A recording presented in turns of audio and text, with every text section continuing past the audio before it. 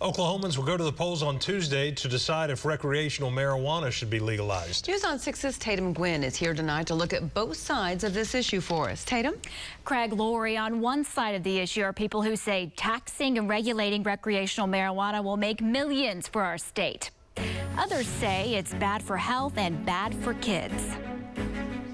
Oklahomans have been able to get a license and light up legally when State Question 788 was approved in June 2018. Now there's a new state question on the ballot. It, too, is centered on marijuana. This isn't an enormous change at all. It's really a common sense next step in our marijuana laws in Oklahoma. Ryan Kiesel is a senior consultant for the Yes on 820 campaign. This would, if passed, allow Oklahomans, or really anyone that's 21 and over, to purchase marijuana legally in the state of Oklahoma.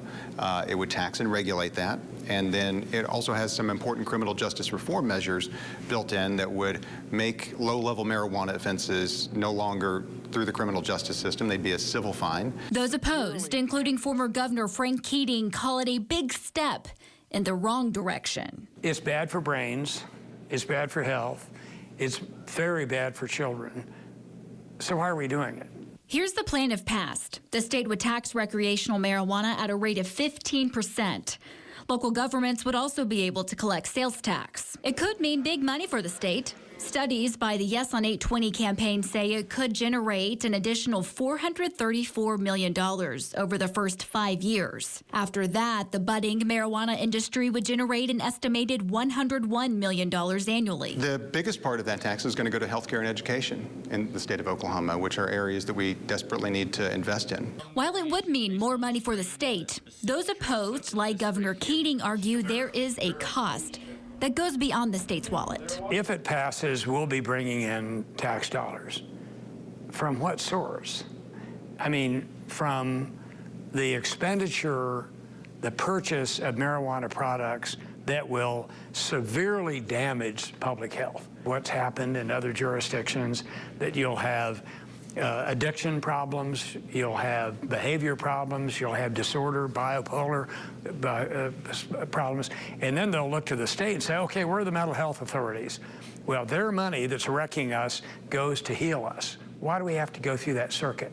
We can see studies time and time again that show that addiction rates do not increase in states where you have medical and recreational marijuana programs. That's just not the facts. We did our own fact check. In a recent study published last month in the journal Psychological Medicine, it found that there was an increase in usage in states that legalized recreational marijuana, but found no link between cannabis legalization and an increase in cognitive, psychological, social, relationship, or financial problems. The American Academy of Pediatrics says cannabis use in adolescents can lead to problems with learning, focus, and problem solving. Well, I care about my 11 grandchildren, and I think to have a Schedule I federally proscribed narcotic for sale to anybody over 21 in this state, that's going to flow down to younger children, and it will be used by younger children, and it will be very destructive to their brain health. We asked, what about keeping marijuana out of the hands of Oklahoma kids? I take that very seriously, and I think that Oklahoma parents can exercise common sense. We allow Oklahoma parents to exercise common sense with any number of things that could be dangerous to our children.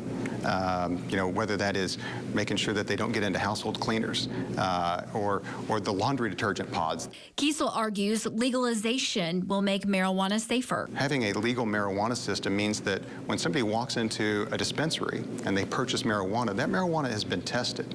If you buy that from somebody on the street, you have no idea where that came from. And what we're talking about is safety. Well, Governor Keating says we'll all know the effects, whether we want to or not. If you had a young child with you and somebody is sitting in a park bench and you're at this park bench and they light up and there's this billowing marijuana smoke in your face and your child's face, you know, you say, please put that out. Really? This is legal. And who would want that to happen to them or their child? Not me. We limited to areas only where tobacco smoke can also be consumed. We asked both sides to talk directly to you. This is a once-in-a-lifetime investment.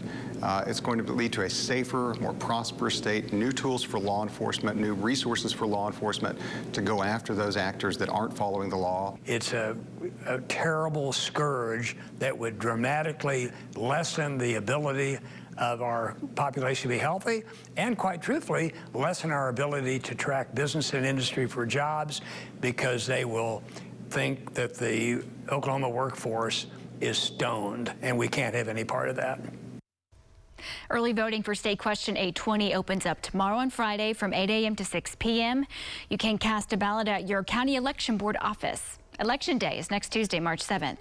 I'm Tatum Gwynn, Oklahoma's Own News on 6.